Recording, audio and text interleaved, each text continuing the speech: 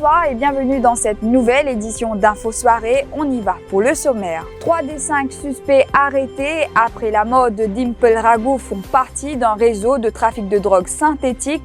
Un appartement transformé en laboratoire à Port-Louis démantelé par la MCIT et là-dessous. Wasil Ali Miakan, inculpé provisoirement du meurtre de la policière Dimple Ragu à Beauvallon. Il a été traduit en cours de Cuapip ce matin. Un impressionnant dispositif. Ce suspect a reconnu avoir foncé son véhicule sur les policiers.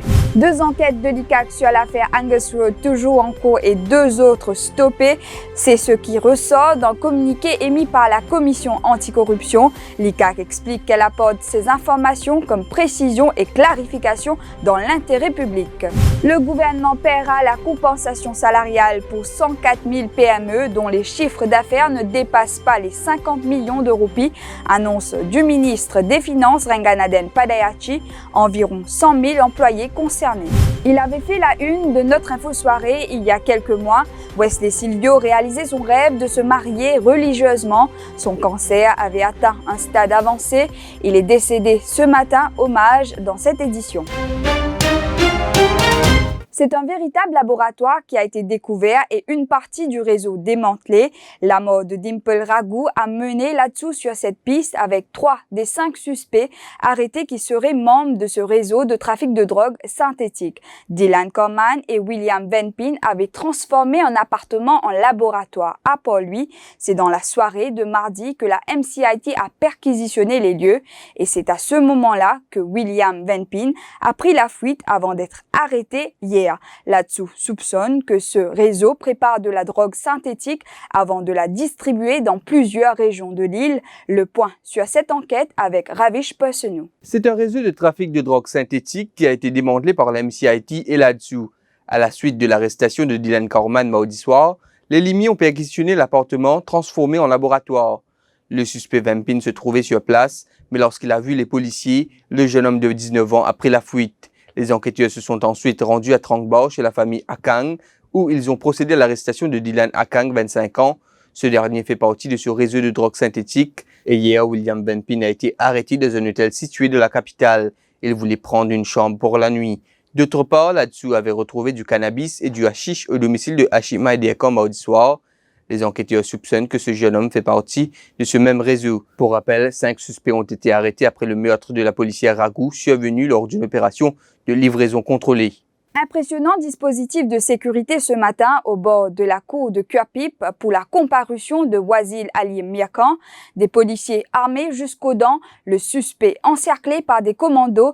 Une accusation provisoire de meurtre a été logée contre lui et la police a objecté à sa remise en liberté conditionnelle. Cet homme de 26 ans était au volant de la voiture qui a percuté mortellement la policière Dimple Ragu à Beauvallon mardi. Wasil Ali Miakan était en compagnie de son ami Dylan Corman pour aller livrer de la drogue sur le parking du centre commercial de Beauvallon. Parallèlement, William Jordan Venpin, âgé de 19 ans, a comparu devant le tribunal de Port-Louis sous une accusation provisoire de drug dealing. Il est le 5e suspect arrêté dans le cadre de l'enquête sur la mort de la policière Dimple Ragu. Il est reproché à William Jordan Venpin d'avoir le 24 novembre dernier été en possession d'une certaine quantité de drogue synthétique à son domicile à Port-Louis.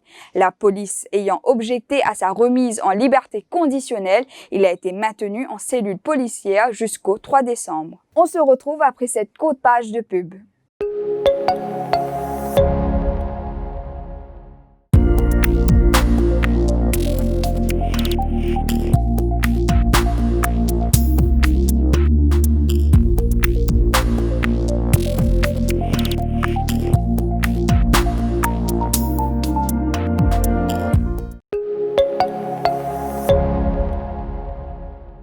Deux enquêtes de l'ICAC sur l'affaire Angus Road stoppées et 2 autres ouvertes cette année, soit le 28 août et le 11 novembre, toujours en cours. C'est ce qui ressort d'un communiqué émis par la commission anticorruption aujourd'hui. L'ICAC apporte ses précisions après des articles de presse sur l'affaire Angus Road, mais aussi dans le sillage des travaux parlementaires concernant les Private Notice Questions du 3, 17 et 24 novembre 2020 respectivement, Alkiz Ramdin. Dans le communiqué de l'ICAC sur l'affaire Angus Road, on apprend ainsi qu'une première enquête était ouverte le 15 mars 2011, mais est discontinued moins de 2 mois après, soit le 9 mai 2011. Une enquête ouverte le 20 octobre 2013 sera également discontinued le 27 juin 2014. On y découvre également que le 8 mars 2013, une enquête a été ouverte. Celle-ci was kept in abeyance. L'ICAC précise toutefois qu'à la suite de l'ouverture d'une enquête le 28 août 2020, qui est actuellement en cours d'investigation, celle du 8 mars 2013 y est liée. La dernière enquête ouverte remonte au 11 novembre 2020. Celle-ci est toujours ongoing, précise l'ICAC, selon la commission anticorruption. L'enquête du 11 novembre de cette année est connectée avec les 2 enquêtes stoppées en mai 2011 et juin 2014. Le communiqué de la commission se termine avec ce plaidoyer. L'ICAC tient à préciser une fois de plus que la commission opère en toute indépendance et appelle à la retenue dans les commentaires et diverses interprétations dans les articles de presse et autres plateformes audiovisuelles concernant les enquêtes en cours. La compensation salariale sera étendue à toutes les petites et moyennes entreprises. Le quantum avait été annoncé hier, 375 roupies pour les salariés du privé, alors qu'un package était annoncé pour les petites et moyennes entreprises. Le ministre des Finances, Renganaden Padehachi, a lors de la cérémonie de la pose de la première pierre d'un parc industriel de la DBM à Plaine-Magnan, annoncé que le gouvernement financera la compensation pour les PME, 140 000 PME et environ 100 000 employés sont concernés. Nous pouvons venir, nous pouvons payer la totalité de la compensation salariale pour les PME. Ça représente environ 90 à 100 000 employés. Donc nous pouvons venir avec un support financier pour les PME dans ce moment difficile là. Et aussi pour certains des autres secteurs, comme le secteur touristique, nous tout connaissons que le gouvernement apporte un soutien exceptionnel déjà avec Wage Assistance Scheme.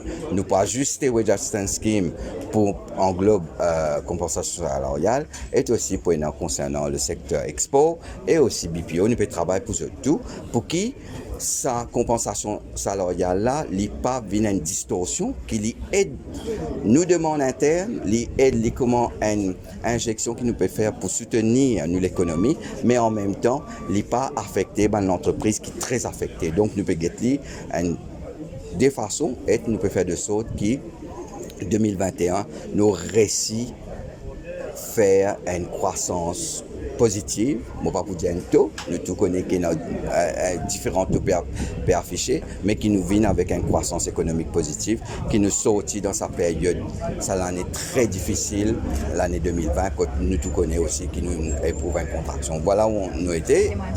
Combien ça peut coûter à l'État? Nous pouvons travailler au chiffre là, nous pouvons un chiffre global là, nous finissons de travailler là, nous pouvons très bientôt et nous pouvons annoncer parce qu'il y a un chiffre global qui nous peut annoncer à travers tous les autres secteurs. Parce que moi, je dis, pas juste PME, il y en a aussi pour tourisme, il y en a aussi pour le secteur manufacturier, mais moi, je dis, il n'est pas simplement un coût. Nos business pensent qu'ils sont salariés, vous êtes aussi là pour la demande interne du pays. Et nous, l'économie, dans sa période difficile là, nous avons besoin aussi supporter nos demandes internes. Nous ne pouvons pas comprimer, déprimer sa demande interne. C'est pour ça que quand on a un taux d'inflation qui est autour entre 2,7 et 3%, nous avons besoin d'apporter une compensation salariale parce que sinon, ce pouvoir d'achat va diminuer. Pas de nouveaux cas de Covid-19 enregistrés aujourd'hui. En revanche, 4 nouveaux cas importés ont été enregistrés à Maurice entre jeudi dernier et aujourd'hui. Chiffre confirmé par le docteur Catherine Go et le docteur Zubair Jumaï lors du point de presse du National Communication Committee. La doctoresse Catherine Go a également évoqué un cas récent de Breach of Quarantine Act. De Pointe au Piment. Donc il y a eu, lorsque le matin le médecin a fait sa tournée, elle a repéré des signes donc de relations amoureuses sur une jeune femme de 23 ans. Les caméras ont été visionnées, les témoignages des voisins ont été pris et il s'avère que sur la caméra, on voit son mari qui lui a 24 ans rentrer dans la chambre de sa femme, très nettement, et en sortir au petit matin. Donc il se trouve que cette patiente qui est donc en centre de soins, donc c'est assez grave, il y avait des patients positifs là-bas. Par chance, elle était déjà négative la veille et le jour même, donc elle n'était plus contaminante. Cependant, bien sûr, on a fait un swab au mari qui s'est révélé négatif. En même temps, c'était un swab juste après, donc voilà, il n'y a pas trop de risques. Ce monsieur a donc pu être normalement, étant donné que sa femme n'est pas contagieuse, être traduit devant la justice, il est passé devant le tribunal et voilà. Donc elle est encore, à cause des 10 jours, elle est encore hospitalisée donc dans le centre de Pointe-au-Piment. Et normalement, sa date de sortie, c'est demain. Et demain, on verra avec les autorités policières quel sera son sort. Ça, c'est pas à nous de décider, c'est à la police. Voilà. Et cette triste nouvelle, Wesley Silvio s'en est allé. Sa famille avait sollicité l'aide d'Explicuca et du Défi Media Group pour organiser son mariage avec Quincy, avec qui il était marié civilement depuis 16 ans. Atteint d'un cancer de prostate et de plusieurs complications depuis 1 an, il a succombé ce matin. Sa sœur Dani Djendou garde de lui le souvenir d'un homme fort qui a su combattre avec la maladie. Ce dernier moment, mais je suis content que madame nous là avec lui, mais c'est moi une souffrance qui m'a dit qu'il n'est pas capable de dire comment ça souffrance qu'il est là avec lui là. Mais malgré qu'il ne va pas nous laisser comment dire, il ne va pas nous laisser comment dire tout seul. Nous avec lui, c'est ce dernier jour. Mais franchement, il n'est pas facile du tout. Mais bon Dieu de nous courage comment dire pour nous laisser arriver jusqu'à ça. Nous supportons nous vencer parce que comme mon frère, il fait du mauvais. Quand du monde vient aider comment dire pour faire travail, les amis ne vont pas dire non, de pour faire aider. Beaucoup de choses souffrir, il va être capable même de m'occuper, tout comme ça là. Moi avec mon frère, c'est pas mon frère, mon lit en bas, moi je dormir au sofa. Là, tout comme ça dernier moment là, moi mon frère, moi je dis comment frère là peut crier toi, nous lever là, de venir tirer bon, il redormir là, là c'est pas nous sortir, nous remettre là, si nous refondre. C'est moi, nous ne pas quitter, nous ensemble. C'est moi, nous, tout le monde, pour moi, même famille, nous soudés.